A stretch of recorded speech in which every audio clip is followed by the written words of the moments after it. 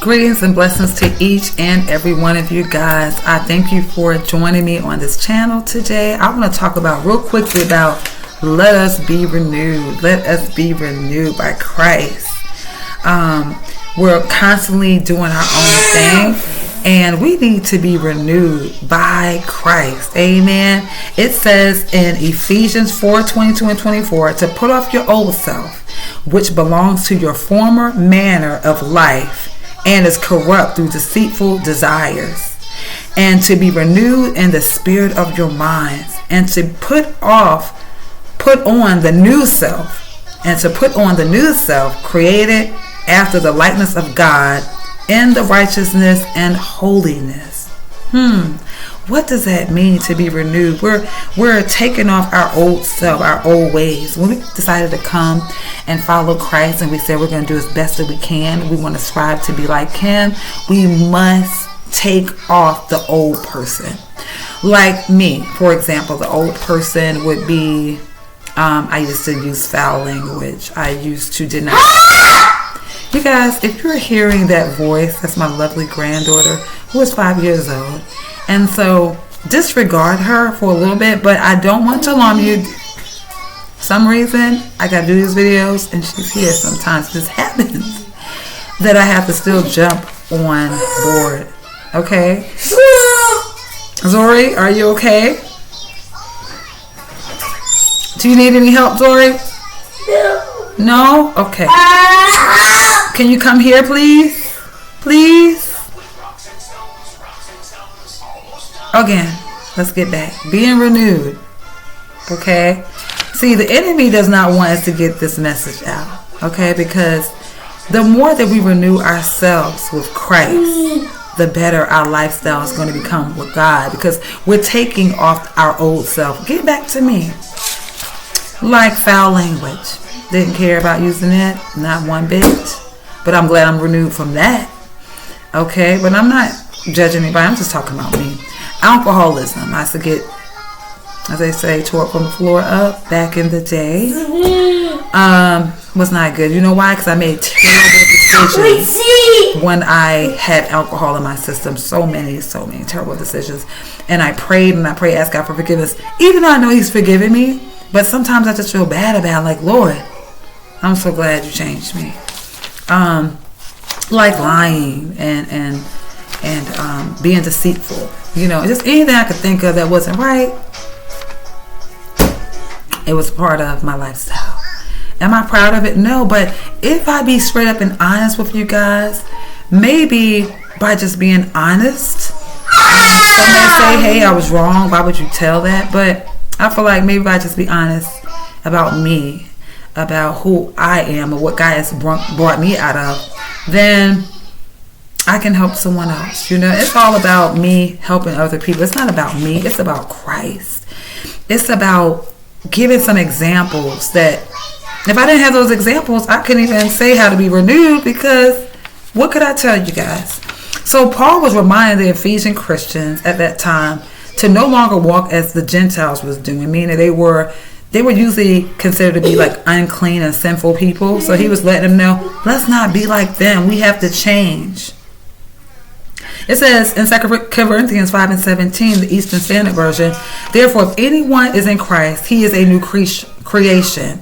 The old has passed away. Behold, the new has come. So, meaning, don't let anyone tell you that once you got saved, or you've been saved maybe 5 years, 5 months, 5 days, 1 day, that you're not a new person. You're still a new creature in Christ, and you're going to constantly make mistakes. What God doesn't want us to do is to keep making repeated mistakes that we know, because He will forgive us, that we're going to do it anyway. That's not being renewed. Okay, you're just doing what you want to do because you know God is a just God. But suppose God said, hey, you knew right from wrong, and I'm not going to accept you any longer. Do you want to take a chance for God to do that? I did it before, and I felt terrible, you know, but I did it again. I sinned again, and I did it again. But then I kept praying, but I had to really want it. And I said, Lord, these certain areas here I really need your help in. I need you. I need to be renewed, like the scripture says. I need you to help me so I can be renewed. And you know what? It didn't happen just like that, but I tell you what, in my brain, in my mind, I was starting to get conviction. Okay, and so the Holy Spirit kept convicting me, and it made me feel a certain way, and I knew I wasn't honoring God. And when you get to a point like that, you're going to want to do right and not wrong. And so if you're new, don't be discouraged that you can't make it. You can make it. And the enemy has it so easy. Like, everything is right here at your fingertips. Everything. But everything at his fingertips leads to destruction. It says the enemy comes to kill, steal, and destroy. But God comes that we may have life and may have it more abundantly. Look, when I just said that, I just lit up that God said that we may have life and may have it more abundantly. How great of a God that we serve. So I want to be encouraged on today, you guys. We shouldn't do as the world wants us to do, but we want to follow our King. We're making it into heaven. So everything that we do now dictates how we're going to progress in the afterlife. Okay? Are you living a life just to be living? Or are you living according to what God wants and how he needs you to live and how you should live, so you can give a meaningful and purpose life, fulfill life? Because he has a purpose for each and every one of you guys. Okay? And so whatever he told you, whatever the Holy Spirit is guiding you to do, you know what it is. Maybe you're running from it, but don't run. Just accept. He told me to get up here. I'm up here, and sometimes I find myself not getting up there soon. And so that's not following Christ. He knows I have a job, and Zori, please do not. I'm sorry, you guys. But he knows that all of these things that I'm doing, he knew that before he chose me, before he said get up there. And so he wasn't trying to make my life miserable. But what I see he's doing, he's trying to keep me in the word, in the scripture. He's trying to get me to study more. He is forcing me to open up his word. And I just can't say anything to you guys. I got to research, or I got to pray. And I have to ask God to give me something to give to you guys. And then before I know it, there's something on my mind. I know it's in my spirit. I know it's the Holy Spirit. I know it's from God. And I got to put it out there. So let us be renewed. How can we be renewed? We can be renewed by talking to our Father, reading his word, following his commands and his direction. And the Holy Spirit, he said that he will leave us. When he left this earth, he said he will leave us a helper, and he left the Holy Spirit for each and every one of you guys. Is with you.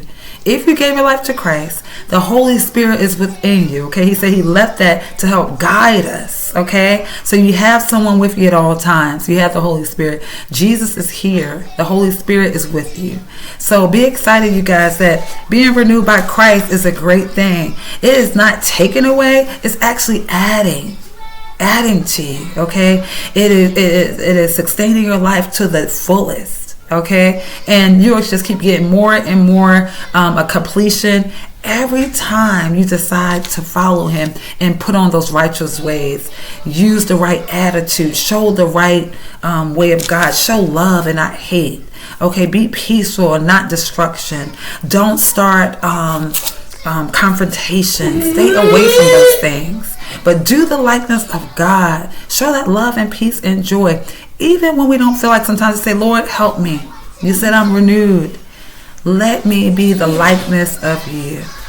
You guys, so I love you. You can check out Ephesians 4:22-4. And be renewed by God. He's doing it to you each and every day. So I love you guys. You have an amazing day. And I pray that you have been touched, okay? And put in the comments that I am renewed, and I will stand on being renewed. Amen. You guys have an amazing day. I love you, and be blessed.